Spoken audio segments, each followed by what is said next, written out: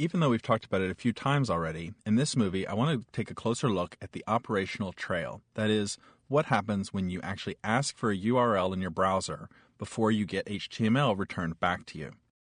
So we have our browser, and we have our server. And that's our web server that we've set up, Apache in this case. And our web browser will make a request to the server to find a page. That page will then be located on our hard drive, which would be hello.php. Then, because it has the .php extension, it tells the server that it needs to process that as PHP and look for those PHP tags in there. Now, later we'll be talking about databases.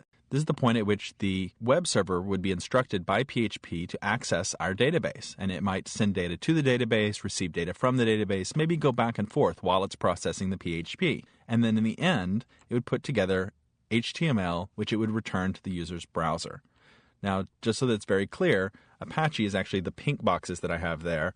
That's where everything that takes place inside Apache. The hello world file, or hello, resides on our file system, and the database resides in MySQL in our case.